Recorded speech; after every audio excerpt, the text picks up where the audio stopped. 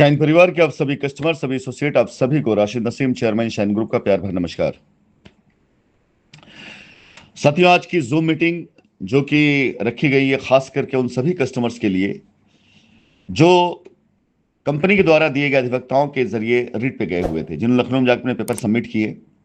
और उस paper submission के बाद जब उनकी रिट लखनऊ हाई कोर्ट में डाली गई तो तकरीबन 5 तारीखें लगने के बाद भी जब हाई कोर्ट लखनऊ के सामने इस रिट के ऊपर कोई वो रास्ता देने का रास्ता नहीं दिखाई दिया। उसके पीछे लीगल और टेक्निकल रीजन था, जैसा कि मैंने अपनी पिछली वाइस नोट बताया कि इलाहाबाद हाई कोर्ट जो कि उसकी इक्विवेलेंट बेंच थी, एक ऑर्डर उसने दिया हुआ स्पेशल कोर्ट के लिए, तो उसकी equivalent bench Lucknow high court उसी ऑर्डर को ही फॉलो करवा सकती है, ना कि उससे अलग कोई कोई ऑर्डर दे सकती है। लेकिन हाई कोर्ट से सुप्रीम कोर्ट जाने के लिए हाई कोर्ट में रिट का खारिज होना और सुनवाई होना ये आवश्यक है। जाहिर सी बात है 5 तारीखें लगी। इन 5 तारीखों में बार बार हाई कोर्ट लखनऊ ने यही रिकमेंड किया कि आप स्पेशल कोर्ट जाइए, और अधिवक्ताओं ने जो बात कही वो भी अपनी जगह सही थे कि अगर हमें स्पेशल कोर्ट जाना होता, ईडी से पैसा लेना होता, इतने साल इंतजार क्यों करते। हमने अगर इंतजार किया है इसलिए कंपनी में भरोसा है, कंपनी से पैसा चाहिए, तो आप हमें कुछ ऐसा डायरेक्शन दीजिए जिससे हम वहां पे जाकर के उन सभी कस्टमर तरफ फंसे ना जिन्होंने कंपनी के साथ गलत किया, जिन्होंने गलत एफआईआर करी हैं। हम उनकी श्रेणी में अपनी गिनती नहीं चाहते हैं। फिलहाल एज यूजुअल वहां से रिट कैंसिल कराई गई और अब सुप्रीम कोर्ट जाने की तैयारी हो चुकी है। और आज मीटिंग में आप सब लोगों को सुप्रीम कोर्ट में जाने वाली रिट के कंटेंट, कि वहां क्या लिखा जा रहा है, प्रेयर, वो सारी चीजें बताई जाएंगी। और ये रिट सिर्फ इसलिए पहली दी गई और कैंसिल कराएगी कि इसके बाद तकरीबन 10 रिटें और हैं जो तैयार हैं। किसी रिट में पोजीशन को लेकर है, किसी रिट में पैसों को लेकर के है, किसी रिट में रजिस्ट्री को लेकर के है। ये सारे के सारे कस्टमर्स जिनके जैसी तकलीफें, जिनके जैसे दर्द, जैसे बहुत सी ऐसे कस्टमर आए जिनका पैसा कंपनी अकाउंट में नहीं आया, एसोसिएट लेकर बैठ गया है, खा गया है, आगे नहीं आ रहा। कुछ रिटें इसलिए उसमें जा रही है कि एसोसिएट ने पैसा ले लिया है और कंपनी तैयार है समझौता करने के लिए, पैसा देने के लिए, तो एसोसिएट ऊपर कार्रवाई करते हुए कंपनी इजाजत दिया जाए ताकि कंपनी जो है अपने दायित्व का निर्वाह कर सके। ये सारी रिटें जितनी भी जाने वाली हैं, सब रिटों में तकरीबन कस्टमर ने जो मांग की वो ऑलमोस्ट सेम है कि हमने इतने साल इंतजार किया, एफआईआर का दौर चल रहा था, हमने एफआईआर नहीं किया क्योंकि हमें कंपनी भरोसा था। उस समय स्कैम हो रहा था, हमने अपनी नजरों से देखा। उस समय लोग कंपनी की जमीनों पर लूट मचाकर बैठे थे, हमने अपनी नजरों से देखा। उस समय अखबारों में लगातार निगेटिव खबरें आ रही थी, हमने अपनी नजरों से देखा, उसको हमने पढ़ा। उस समय लोग भड़का रहे थे, लोग सोशल मीडिया के जरिए कंपनी को गालियां दे रहे थे, बदनाम कर रहे थे, हमने वो भी देखा। फिर भी हम लीगल में नहीं गए क्योंकि हमें कंपनी भरोसा था और हमने ये मान लिया था कि कंपनी पैसा देगी तो देगी, नहीं देगी तो हमारा पैसा डूब गया, हम कंपनी पे एफआईआर नहीं करेंगे। अब इतनी बड़ी टीम, हजारों लोगों का समूह, 5,000 ज्यादा कस्टमर के द्वारा दी गई एप्लीकेशन, 30,000 ज्यादा कस्टमर द्वारा भेजे गए ईमेल, वो सारे के सारे अगर किसी भी कोर्ट में जाएगा एक साथ देने का कोई औचित्य नहीं बनता था। ट्रायल बेसिस पर ये एक गया, अब इसके पीछे एक के बाद एक, एक के बाद एक, एक के बाद एक सारी रिटें आती रहेंगी इसी लखनऊ हाई कोर्ट के अंदर। और लखनऊ हाई कोर्ट में हर बार हर रिट के अंदर लखनऊ हाई कोर्ट की एक नई स्टोरी सुनने को मिलेगी, देखने को मिलेगी। और हाई कोर्ट से लेकर सुप्रीम कोर्ट तक जाते जाते ये रिटें कन्विंस करा चुकी होंगी कानून को कि कंपनी ने कभी भी गलत नहीं चाहा था, कंपनी पे इतने लोगों का भरोसा विश्वास बना हुआ था और बना हुआ है। चंद लोगों ने मिलकर के, वो सारे लोग स्पेशल कोर्ट गए हुए, इन लोगों ने मिलकर के सारी नौटंकियां करी हैं। अन्यथा कंपनी कल भी अपने कस्टमर को पैसा देने तैयार थी और आज भी तैयार है। ये रिटें इसलिए नहीं डाली गई है कि लखनऊ हाई कोर्ट हमारे को तुरंत रास्ता दे दे, कस्टमर तुरंत रास्ता दे दे। हमें अच्छे से पता है कि इलाहाबाद हाई कोर्ट के फैसले को काट पाना इक्विवेलेंट बेंच के उसकी नहीं है, पावर नहीं है। लेकिन जब 10 से 15 20 रिटें जाएंगी ऐसे, जिसके अंदर कुल मिलाकर 5,000 से लेकर 30,000 कस्टमर का एक रेला होगा, और किसी रिट में यह भी मांग की जाएगी कि हाई कोर्ट या सुप्रीम कोर्ट एक बार अलाउ कर दे कि कितने लोग कंपनी साथ जाना चाहते हैं, कितने लोग खिलाफ जाना चाहते हैं।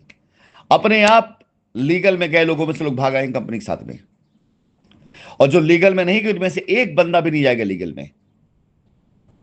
ये सारी मांगे की जाएंगी, ये सारी मांगे की जाएंगी। जून तक आपका पैसा वापस देने का वादा मेरा है। इससे पहले ये सारे काम करा करके कोर्ट को, कानून को कन्विंस कराना ये मेरी जिम्मेदारी है। और आने वाली रिटों में ये चीज भी मेंशन होगा कि अगर कोर्ट ये देखना चाहती है कि कंपनी सही है गलत है, तो सिर्फ एक बात ये कह दे कि कितने लोग ऐसे हैं जो डायरेक्ट कंपनी साथ में समझौता करने को तैयार है, और कितने लोग ऐसे हैं जिन्हें यह लगता है कि उन्होंने जो अपनी कंप्लेन में लिखा वो सही है, वो वहां रुके रहें। आप यकीन जाने, लीगल में गए लोग निकल के बाहर आ जाएंगे।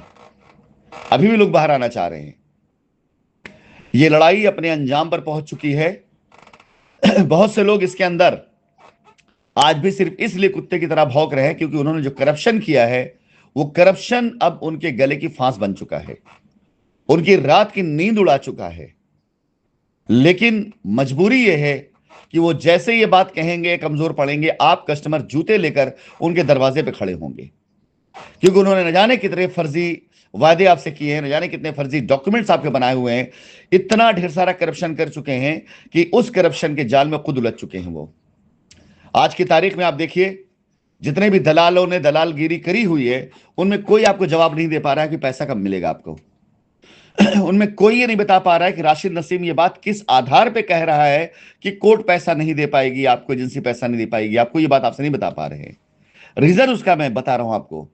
हम पर मनी लॉन्ड्रिंग एक्ट अभी तक आयद नहीं हुआ है। अगर हम पर मनी लॉन्ड्रिंग एक्ट आयद नहीं होगा तो इस सिस्टम से, इस जांच से ईडी बाहर निकल जाएगी। और जब एजेंसी रहेगी नहीं तो एजेंसी पैसा कहां से देगी आपको। और एजेंसी को हमारे ऊपर मनी लॉन्ड्रिंग एक्ट साबित करने के लिए पहले ट्रायल में जाना होगा, मुकदमा लड़ना होगा, और उस ट्रायल में आते ही हर एक चेहरे का नकाब उतरना शुरू हो जाएगा। यही लोग नहीं चाह रहे हैं।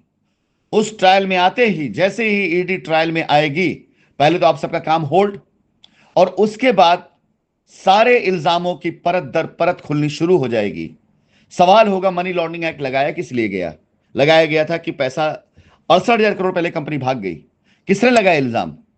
रिट में लगा हुआ है। किस रिट ने? प्रकाश चंद तिवारी में और कई रिटों में। लाइए पहले, कहां है 68,000 करोड़ रुपए का सबूत? बिल्कुल नहीं मिलेगा। पैसा दुबई चला गया, पैसा अफ्रीका चला गया, पैसा लंदन चला गया, उस पैसे से वहां प्रॉपर्टी खरीदी गई। सबूत कहां है? जांच में क्या पाया गया? नहीं मिला। मनी लॉन्ड्रिंग खत्म। किसने लगाया आरोप? प्रकाश चंद तिवारी के रिट और बाकियों ने। इनकी जांच की जानी चाहिए कि इन्होंने आरोप क्यों लगाया, और उनकी जांच में जितने लोग आए हैं, उन्होंने जितना पैसा अपने अकाउंटों में लिया है, सब कुछ खुल सामने आ जाएगा।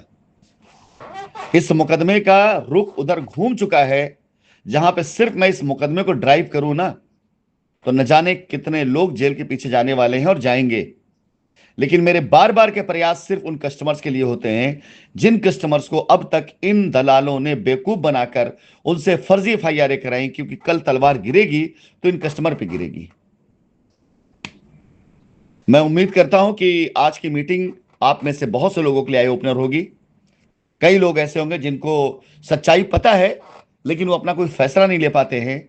आज के बाद से फैसला लेने के लायक भी नहीं रहेंगे, क्योंकि कंपनी बिल्कुल पूरी तरीके से ये मान के चली हुई है कि हम लीगल में गए हुए लोगों को, जो किसी अधिवक्ता के जरिए गए, किसी वकील जरिए गए, उनको वापस आने रास्ता नहीं देंगे। ये मेरा फाइनल फैसला है।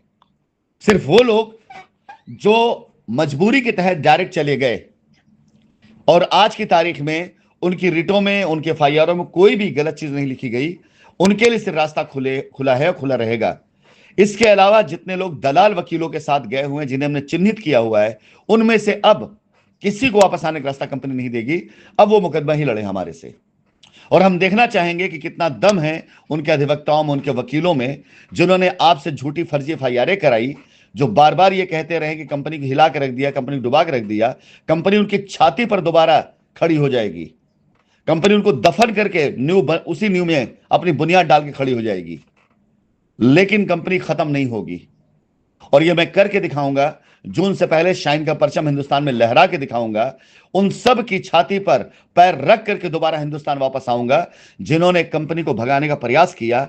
लेकिन हर वो कस्टमर जो ऐसे बेहुदा, बदतमीज और कम अकल बेवकूफ वकीलों के साथ में जाकर के कंपनी पर फर्जी एफआईआर कराकर इन बंदरों के हाथ में जिन्होंने अस्तूरा दिया था, अब ये बंदर उस अस्तूरे से आपकी ही गर्दन काटेंगे और आपकी वापसी का कोई रास्ता हमारे पास नहीं रह गया है। फिलहाल आज की मीटिंग में मैं अपने सभी उन कस्टमर्स को जो लीगल में नहीं गए उनके लिए संदेश लेकर के आ रहा हूं और साथ ही साथ जो लीगल में गए उन्हें कुछ जानकारी दूंगा, क्योंकि अगर अब आप जूता चप्पल उतार करके ऐसे वो लोगों के दरवाजे पर नहीं खड़े हुए, नहीं डेरा लगाया, जो पैसा आपका खाकर आपका पैसा डुबा चुके हैं, तो यकीन जानिए कुछ दिन के बाद ये लोग आपके ऊपर एफआईआर करना शुरू कर देंगे। आप जरा एक बार टेढ़ा बोल के तो देखिए इनसे, आप कह के तो देखिए कि राशिद नसीम का कहना है अगर मनी लॉन्ड्रिंग एक्ट साबित नहीं हुआ तो ईडी पैसा नहीं दे पाएगी आपको।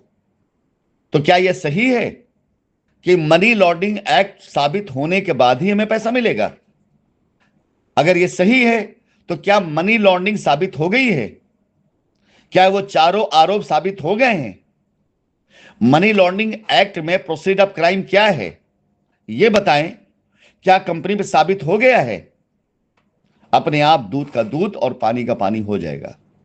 अगर उनका जवाब हां का है, सबूत मांग लीजिए, और जवाब ना कहे तो पूछ लीजिए कि जब मनी लॉन्ड्रिंग एक्ट साबित नहीं हुआ है तो ईडी कहां से पैसा दे देगी आपको? और जब ईडी पैसा नहीं देगी तो सेक्शन 8 ये कहता है मनी लॉन्ड्रिंग एक्ट साबित ना होने पर सारी प्रॉपर्टी, सारे एसेट कंपनी को वापस मिलने चाहिए। यह मैं नहीं कहता, कानून कहता है। तो जब सारी प्रॉपर्टी मुझे वापस मिलेगी, पैसा हमारा हमारे पास होगा और हमें देना रहेगा आपको पैसा, तो हम आपको पैसा कैसे देंगे? यह भी तो आपको अच्छे से पता है ना कि अगर आपके आरोप साबित हो गए, हम पर एफआईआर सही की आपने, आरोप साबित हुए, बिल्कुल हम आपको पैसा देंगे। जेन्युइन कस्टमर आप हैं, आप अपनी तकलीफ लेकर गए थे, आप कानूनी अधिकार है, लेकिन आपके एफआईआर में एक लाइन भी गलत है तो भूल जाइए आप पैसा अपना। आइए लड़िए मुकदमा। चलिए पहले साबित करिए कि आपने जो आरोप लगाया वो सही था, जेन्युइन था, क्योंकि आपके द्वारा लगाए गए आरोप पर अरेस्टिंग हुई है, गिरफ्तारियां हुई हैं, कंपनी बैंक अकाउंट सीज हुए हैं, कंपनी के ऑफिस सीज हुए हैं, कंपनी ने इतने साल तक मुकदमा लड़ा है, करोड़ों रुपए खर्च किया है। आपको लगता है कि आपकी एक लाइन गलत होने से बाकी लाइन सही आपका पैसा मिल जाएगा? वो बस कतई नहीं मिल पाएगा।